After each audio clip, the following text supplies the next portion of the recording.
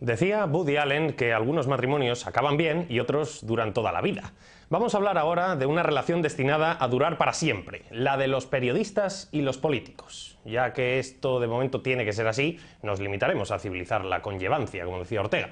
Gabilondo asegura que la relación entre periodistas y políticos se ha de basar en la teoría del puercoespín. En épocas invernales, estos animales tienden a juntarse para combatir el frío. El problema reside en que si se acercan demasiado se hieren con sus púas. Periodistas y políticos, por tanto, deben mantener una relación próxima, pero sin amiguismos que desvirtúen el enfoque de la información. Esta es la teoría, luego la realidad es la que es. Y para no caer en reduccionismos sobre este tema, nuestro invitado lo aborda de forma detallada en el libro Periodistes contra Polítics, editado por Columna. En este 25 d'abril nos acompanya Marçal Sintes, periodista català, director del Centre de Cultura Contemporània de Barcelona. Benvingut. Hola, què tal? Com esteu? En època del Twitter hauria existit el Mansa? Home, jo crec que sí. La prova és que també hi ha guerres avui i els twitters no paren les guerres. Vaja, que se sàpiga. A vegades alimenten revoltes, però parar guerra és difícil. Quin hauria estat el hashtag? Jo penso que el Mansa, com en el cas de Barcelona, el Mansa és una derrota valenciana en una guerra europea, no? Més o menys aquest. Com a periodista, podria ser el titular amb el que hauria encapçalat vostè la crònica d'aquell dia? Segurament, segurament. El que passa que els periodistes no tenim la perspectiva que tenen els historiadors que podem tenir ara, no? Aquest és un dels inconvenients, que hem de parlar de fet, parlem de la història en present, i això és molt complicat, perquè normalment les coses no passen en un dia, sinó que són processos. I és complicat. Estem, per tant, igual de desorientats que la gent del poble en aquell moment? Home, per una part sí i per altra no. És a dir, nosaltres, en relació al segle XVIII, tenim moltíssima més informació de la que tenien ells. Per exemple, una persona del 1715, del 1720, del 1750, no sabia la cara que feien els seus governants. Apenes es podia conèixer perquè, com a molt, hi havia retrats pictòrics en llocs molt senyorials o en palaus, etc. No sabien ni això. En canvi, avui tenim una quantitat d'informació que genera un problema de tipus contrari, que és el de no quedar intoxicat per la quantitat d'informació i ser capaç d'ordenar i treure sentit d'aquesta quantitat enorme d'informació que tenim, perquè el que ha passat en aquests anys, des del segle XVIII i des del segle XIX cap aquí, és que s'ha multiplicat el que en podem dir l'ample de banda, és a dir, la informació a la que podem tenir accés. I avui gairebé és més difícil no estar informat que estar informat, totalment al contrari del que podia passar al segle XVIII. La qüestió és estar ben informat, no molt informat, sinó ben informat. Molt informat és fàcil, estar ben informat pot ser encara més difícil que el segle XVIII, segons com. Perquè, primera, tenim molta informació, però informació de molts tipus, informació de credibilitats diferents, de fonts diferents, que nosaltres no podem avaluar, etc. I, per tant, jo crec que el futur del periodisme, en gran part, serà el de processar, ordenar, posar criteri i donar sentit a aquesta allau d'informació que no deixa de créixer. Quines són les principals conclusions a les que ha arribat sobre les relacions entre periodistes i polítics? En aquest llibre el que faig és una mica analitzar les relacions entre periodistes i polítics, o millor dit, entre... Mitjans i polítics? Exacte, entre institucions polítiques o actors polítics i mitjans. En aquest sentit és una perspectiva més estructural de la qüestió, i la base de la qüestió, jo diria, almenys des del meu punt de vista, es fa un repàs teòric de diferents autors que a mi em semblen rellevants, però la base és la teoria del conflicte, és a dir, partir de la base que no hi ha ni bons ni dolents exactament, sinó que són dos poders que tenen objectius i interessos contraposats moltes vegades i que, per tant, tenen una relació de tensió permanent, i a més penso que és bo que sigui així. Quins serien els codis que s'han votat els periodistes en aquest sentit? La praxi que no s'ha respectat com s'hauria d'haver fet. Els periodistes tenim dos tipus de normes a les quals hem d'estar subjectes. Unes que són comuns als altres ciutadans, que són les normes legals, per exemple, el Codi Penal. Les altres són de tipus deontològic o normes de la praxi periodística o professional. Sí, en aquest aspecte. I en aquestes n'hi ha algunes, hi ha alguns casos o hi ha alguns comportaments que són molt més discutibles que en el cas de la llei que està fixada, hi ha uns tribunals que interpreten i jutgen. En el cas dels codis, primera, no hi ha un codi únic acceptat per tothom, hi ha molts codis i, a més, permanentment està... Revisables. Sí, apenas passa una cosa amb això del periodisme, que cada cas és diferent i sovint és molt difícil de posar-se d'acord a l'hora de jutjar un cas o altre. Però en regles generals, qüestions de, més que res de sentit comú, quines són les errades més freqüents en el que és traspassar la frontera que ha d'haver entre periodistes i polítics? Home, per exemple, una cosa que passa molt és, més en el món anglosaxó que en el món llatí, és la qüestió de trencar la barrera que, al meu criteri, hi ha d'haver i s'ha de respectar entre el que és la privacitat i la intimitat de les persones i l'esfera pública. Aleshores, sovint, com que, a més, hi ha molta informació, hi ha molta competència entre mitjans, sovint es trenquen aquestes regles o aquesta privacitat, aquesta barrera, es trenca de forma espúria, en el sentit de que sense un objectiu major que ho justifiqui.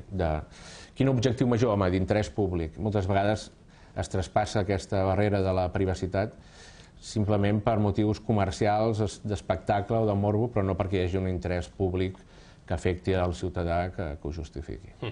Alguna altra errada comú dels periodistes? Home, moltíssimes. Jo, com considero periodista, en cometem moltíssimes. A vegades falta de rigor, moltes vegades per falta de temps o per falta d'atenció o perquè fem moltes coses alhora o per falta de formació, de suficient informació, etc. Per exemple, un problema és la falta de rigor. L'altre que, per exemple, ara que estem en crisi, és difícil invertir en un tipus de periodisme que no tingui una rendibilitat immediata o comercial, sinó que es fa a vegades el que els deixa de banda és aquell periodisme que al llarg del temps t'acaba generant un prestigi però que no té un impacte, anem a dir, espectacular en el dia a dia i, per tant, com que s'estalvia molt també en els mitjans de comunicació, no es disposen de recursos o a vegades ni de temps per fer un periodisme de més gruix o que aporti algun valor afegit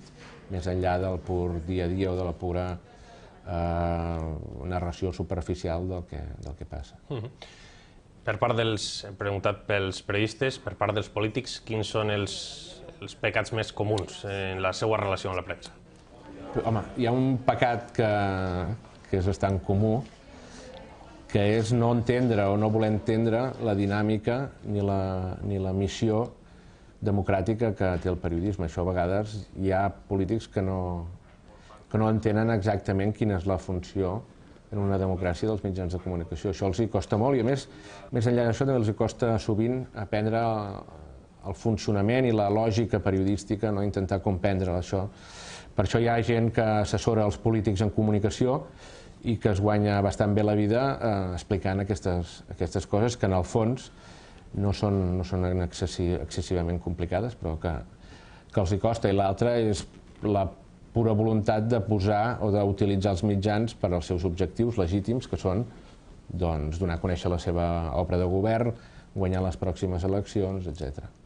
I aquí hi ha aquestes tensions de les que parlaven perquè els interessos del periodisme és fer una funció, una sèrie de funcions públiques de servei o que han d'ajudar a que la democràcia funcioni tal com toca, i el polític té uns interessos que són de donar a conèixer el que fa, de guanyar les pròximes eleccions, de ser percebut d'una manera determinada pels seus electors, etc. Això són interessos diferents i objectius diferents. Contraposats, moltes vegades. Què li ha cridat més l'atenció de la relació que s'ha establert fins ara entre periodistes i polítics en les xarxes socials? Això és bastant curiós i realment en el món universitari i en el món de la recerca hi ha un gran allau d'estudis i d'intents de comprendre què està passant, què signifiquen les xarxes socials i, més enllà d'això, de quina manera poden canviar les formes de fer política en aquest nou ecosistema de comunicació en què ja no hi ha els mitjans de tota la vida o tradicionals que abans coneixíem, sinó que hi ha un munt de vies de tipus tecnològic digital que faciliten un contacte moltes vegades més directe i més ràpid respecte al que està passant. De tota manera, jo voldria dir que la qüestió de les xarxes digitals, a vegades ens pensem que és tot el món i hi ha franges d'edat en què les xarxes digitals són molt importants, per exemple, i en canvi pels meus pares no ho són gens. O sigui, això, a vegades pensem perdem la perspectiva. Però sí, jo crec que la transformació del periodisme es donarà, es produirà, que la transformació del periodisme segurament, com sempre ha passat a la història, tindrà un origen tecnològic, que el periodisme en paper o el periodisme tradicional d'unes televisions molt establertes, unes ràdios i uns 4 diaris o 5 molt importants que són la referència, això segurament es fragmentarà moltíssim. Que no sé, per exemple, els diaris de paper, perquè sempre és el que es pregunta, el que és més cridaner, doncs segurament canviaran, tindran un públic diferent, serà un tipus de producte diferent, però jo el que penso i el que a tots ens preocupa és allò que a vegades el periodisme desapareixerà. Jo crec que no. Perquè si l'home és on està, és, entre d'altres coses, perquè té curiositat. I jo crec que la curiositat, vaja, mentre ens mantinguem com a espècie, continuarà sent-hi. Per tant, la gent voldrà saber coses i els haurem d'explicar, i aquesta manera d'explicar-ho canviarà, però ara per abans parlàvem del segle XVIII. Al segle XVIII els mitjans de comunicació no tenien res a veure molt poc amb el que tenim ara. No hi havia ni periòdics tal com els coneixem, sinó que hi havia sovint eren fulls, el que hi havia més eren fulls volants, pamflets, coses que sovint es repartien en una cantonada d'un poble o d'una ciutat, i per tant, però el periodisme entès com això, com recollir informació, com transmetre aquesta informació, interpretar-la, donar també aquesta interpretació, doncs això estic segur que continuarà. Serà amb tecnologia digital o amb tecnologia, per exemple, quàntica? No ho sé, és possible. Però, és a dir, hi haurà gent que voldrà ser informada, que voldrà rebre una interpretació de la realitat d'aquelles fonts que li mereixen confiança, i suposo que continuarà estant disposada a pagar i a atorgar això un valor, i per tant... Ens queden 30 segons. Marçal Sintes, com veu les relacions entre València i Barcelona? Com veig les relacions entre València i Barcelona? Millor que fa un temps i pitjor del que haurien de ser. I bé, jo sempre em sento molt còmode quan vinc.